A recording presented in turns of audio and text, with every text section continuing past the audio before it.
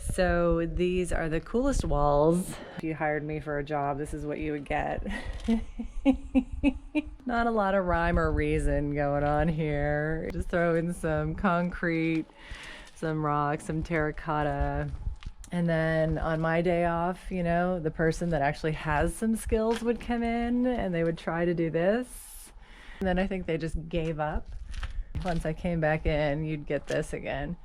And then was this a window? Like, what was this?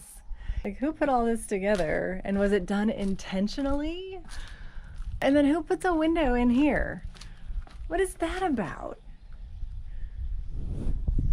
I need answers. So you think that somebody lives in this building that has no garage, that window is all bricked out, that, like, there is no sign of inhabitant there to me. Sure there is. If you look through the window with the bars on it, Yes. there are painted wooden beams and walls, and obviously somebody has opened that window to get ventilation. So yeah, I'm sure somebody lives there. And besides, they may not want to look in the square, and the other side of it may be much nicer. We're going to look the Right. other side. Let's go look at the other side.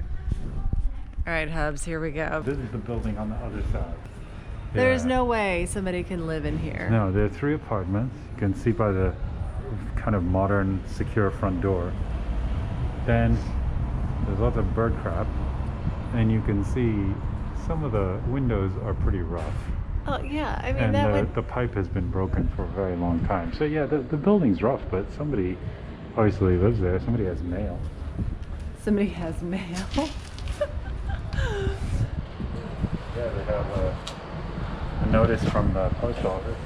So But maybe it's like you said, a palace inside? yeah, it looks rough on the outside, but you don't know what it looks on the inside. It might be fantastic.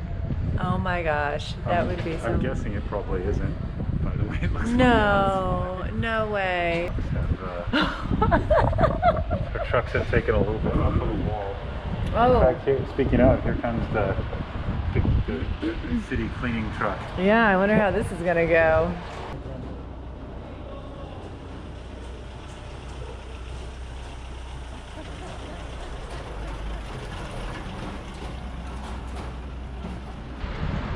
Wow. Look at this. Holy cow. Wow, I did not notice that. Awesome. Good eye, husband. This is why I take you places with me. With eyes as big as yours, you should be able to notice this stuff. Dang. This thing has been here since 1925. Just make that up. I totally made that up. But it is a hot mess. Is that a bell? No, it's a generator. Oh, there's the bell. No funciona. It's been locked up since 1925.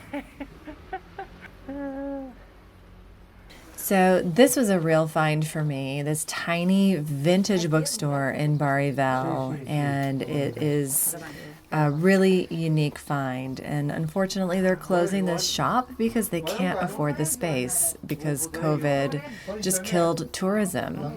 But apparently they will continue online. Though for this type of bookshop, I mean, it's a bibliophile heaven. And this is a place that you come to for this sensory experience. The smell of the musty old pages and the texture of the hardback spines, these colorful, well-preserved leather covers. I mean, I do have to say that I was surprised that tourism kept this place alive, since it's all vintage books about Spain and Catalonia and the other autonomous regions, but it's the Spaniards who can't travel outside of their provinces that aren't coming, so they aren't getting that kind of traffic.